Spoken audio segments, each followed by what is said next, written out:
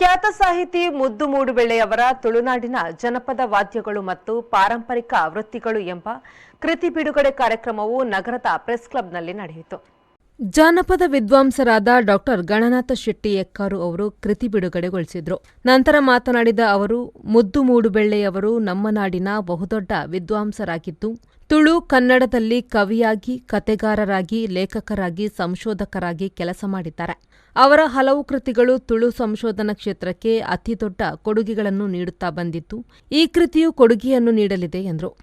ತುಳುನಾಡಿನ ಜನಪದ ವಾದ್ಯಗಳ ಪರಿಚಯ ಮಾತ್ರ ಅಲ್ಲ, ಅದು ಸಂಸ್ಕೃತಿಯೊಂದಿಗೆ ಹೊಂದಿರುವಂತಹ ಸಂಬಂಧವನ್ನು ಕೂಡ ಈ ಪುಸ್ತಕದಲ್ಲಿ ವಿವರಿಸಿದ್ದಾರೆ. ಇವತ್ತು ಬಹುಶಃ ಜಾನಪದದಲ್ಲಿ ಈ ರೀತಿಯ ಸೂಕ್ಷ್ಮ ಅಧ್ಯಯನಗಳಾಗಬೇಕಾದಂತ ಅಗತ್ಯ ಇದೆ. ತುಳು ಜಾನಪದ ಇವತ್ತಿಗೂ ಕೂಡ ಅಧ್ಯಯನಕ್ಕೆ ಬೇಕಾದಷ್ಟು ಅವಕಾಶಗಳನ್ನ ಮತ್ತು ವಿಷಯಗಳನ್ನ ಒದಗಿಸಿಕೊಡುತ್ತೆ. ಆ ನೆಲೆಯಲ್ಲಿ ಅತ್ಯಂತ ಸೂಕ್ಷ್ಮವಾದಂತಹ ವಿಷಯ, ಬಹುಶಃ ಬಹಳ ಜನ ಕಡಿಮೆ ಈ ಅಧ್ಯಯನವನ್ನ ಮಾಡೋದು. ತುಳು ವಾದ್ಯಗಳ ಕುರಿತಾಗಿ ಅವರು ಅಧ್ಯಯನವನ್ನ ಮಾಡಿದ್ದಾರೆ. ಇದರಲ್ಲಿ ಮುಖ್ಯವಾಗಿ ವಾದ್ಯಗಳನ್ನ ಪರಿಚಯಿಸಿದ್ದಾರೆ. ಮುಖ್ಯವಾಗಿ 4 ವಿಧಗಳ ವಾದ್ಯಗಳು: ಚರ್ಮವಾದ್ಯಗಳು, ಗಾಳಿ ವಾದ್ಯಗಳು, ಲೋಹವಾದ್ಯಗಳು ಮತ್ತು ಇತರ ವಾದ್ಯಗಳು. ತಮಗೆಲ್ಲ ಗೊತ್ತಿದೆ, ತುಳುನಾಡಿನಲ್ಲಿ ಪ್ರತಿಯೊಂದು ಆಚರಣೆಗಳಿಗೂ ಕೂಡ, ಹೆಚ್ಚು ಕಡಿಮೆ ಎಲ್ಲ ಆಚರಣೆಗಳಿಗೂ ಕೂಡ ವಾದ್ಯಗಳನ್ನ ಬಳಸ್ತಾರೆ. ಅದು ದೈವಾರಾಧನೆ ಇರಬಹುದು ಅಥವಾ ಕುಣಿತಗಳಿರಬಹುದು, ಎಲ್ಲದಕ್ಕೂ ಕೂಡ ಅದನ್ನ ಬಳಸುವುದನ್ನು ನಾವು ಗಮನಿಸಲಿಕ್ಕೆ ಸಾಧ್ಯ. ಆ ನೆಲೆಯಲ್ಲಿ ಬಹುಶಃ ಇವತ್ತು ಸುಗ್ಗಿ ಕುಣಿತ ಇರಬಹುದು, ಚೆನ್ನು ಕುಣಿತ ಇರಬಹುದು, ಪುರುಷನಲಿಕೆ ಇರಬಹುದು, ಕಂಗೀಳು ನೃತ್ಯ ಇರಬಹುದು, ಇಂತಹ ಎಲ್ಲ ನೃತ್ಯಗಳಿಗೂ ಕೂಡ ವಾದ್ಯವನ್ನ ಬಳಸ್ತಾರೆ. ಅದರಿಂದ ವಾದ್ಯಗಳು ಅತ್ಯಂತ ಸಾಂಕೇತಿಕವಾಗಿ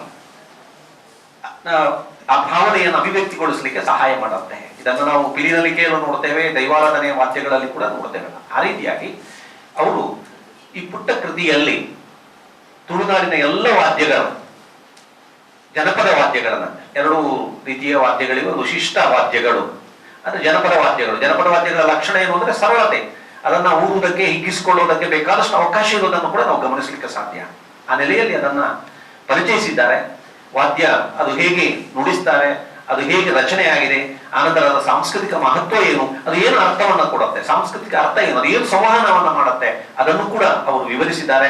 ಆ ನೆಲೆಯಲ್ಲಿ ಇದೊಂದು ಒಳ್ಳೆಯ ಕೃತಿ, ತುಳು ಸಂಶೋಧನಾ ಕ್ಷೇತ್ರಕ್ಕೆ ಒಳ್ಳೆಯ ಕೃತಿ.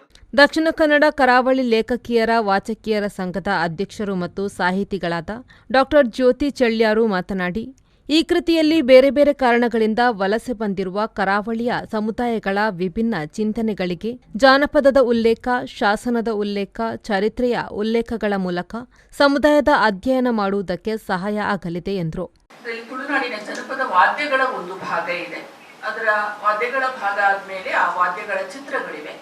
2ನೆಯ ಭಾಗದಲ್ಲಿ ತುಳುನಾಡಿನ ಪಾರಂಪರಿಕ ವೃತ್ತಿಗಳ ಬಗೆಗಿನ ವಿವರಣೆಗಳಿವೆ. ತುಳುನಾಡಿನಲ್ಲಿ ಇರುವಂತಹ ಪಾರಂಪರಿಕ ವೃತ್ತಿಗಳು ಯಾವುದು ಅಂತ. ಬಹುಶಃ ಇದನ್ನು ಅವರು ಮಾಡಿದ್ದು 90ರ ದಶಕದ ಕ್ಷೇತ್ರ ಕಾರ್ಯದ ಮಾಹಿತಿಗಳು. ಅದನ್ನ ಈಗ ಸ್ವಲ್ಪ ಸಂಸ್ಕರಣೆ ಮಾಡಿ, ಅದನ್ನ ಸ್ವಲ್ಪ ಪರಿಷ್ಕರಿಸಿ ಅದನ್ನ ಪ್ರಕಟ ಮಾಡಿದ್ದಾರೆ. ಈಗಿನ ಕೆಲವು ವಿವರಣೆಗಳನ್ನ ಕೊಟ್ಟು ಅದನ್ನು ಪರಿಷ್ಕರಿಸಿದ್ದಾರೆ. ನಮಗೆ ಒಂದು ಬಹಳ ಪ್ರಸಿದ್ಧವಾದ ಮಾತಿದೆ, ತುಪ್ಪಾಶನ ಮುಂಬಲೆ ತುಳುನಾಡಿಗೋಯಿಕು ಅಂತ. ತುಳುನಾಡಿಗೆ ಬಂದಂತಹ ಸಮುದಾಯಗಳ ಹಿನ್ನೆಲೆಯಲ್ಲಿ ಹವ್ಯಕರು ಹೇಳಿದಂತಹ ಒಂದು ಪ್ರಸಿದ್ಧವಾದ ಮಾತು.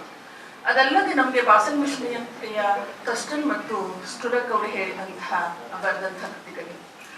ಅದಕ್ಕಿಂತ ಹೆಚ್ಚಾಗಿ ಈ ಕೃತಿಯಲ್ಲಿ ತುಳುವಿನ ಪಾರಂಪರಿಕ ಕುಲಮೂಲಗಳ ಬಗ್ಗೆ ಹೇಳುವಾಗ, ಇವತ್ತು ಕುಲಮೂಲದ ಬಗ್ಗೆ ಕುಲಶಾಸ್ತ್ರೀಯ ಅಧ್ಯಯನಗಳು ಆಗುವಾಗ ಆ ಹಿನ್ನೆಲೆಯಲ್ಲಿ ತುಳುನಾಡಿನಲ್ಲಿರುವ ಪಾರಂಪರಿಕ ಸಮುದಾಯಗಳು ಯಾವುದು ಮತ್ತು ಯಾಕೆ ಅನ್ನುವ ಒಂದು ಗಂಭೀರವಾದ ಒಂದು ಅಧ್ಯಯನದ ಹೊಳಪು ಇಲ್ಲಿದೆ. ಕೃತಿಯ ಲೇಖಕ ಮುದ್ದು ಮೂಡುಬೆಳ್ಳೆಯವರು ಪ್ರಾಸ್ತಾವಿಕ ಮಾತುಗಳನ್ನಾಡಿ, ಕಳೆದ 25-30 ವರ್ಷಗಳ ಹಿಂದೆ ತುಳುನಾಡಿನ ಜನಪದ ವಾದ್ಯಗಳು ಮತ್ತು ವೃತ್ತಿ ವ್ಯವಸಾಯದ ಬಗ್ಗೆ ಅಧ್ಯಯನ ಮಾಡಿ ಲೇಖನವಾಗಿ ಪ್ರಕಟವಾಗಿದ್ದು, ಈಗ ಕೃತಿಯಾಗಿ ಬಿಡುಗಡೆಗೊಂಡಿದೆ ಎಂದರು. 25-30 ವರ್ಷಗಳ ಹಿಂದೆ ಈ ಒಂದೆರಡು ವಿಷಯಗಳನ್ನ, ತುಳುನಾಡಿನ ಜನಪದ ವಾದ್ಯಗಳು ಮತ್ತು ವೃತ್ತಿ ವ್ಯವಸಾಯ, ಇದರ ಬಗ್ಗೆ ಕ್ಷೇತ್ರಾಧ್ಯಯನ ಬಹಳ ಹಿಂದೆ ಮಾಡಿದ್ದು.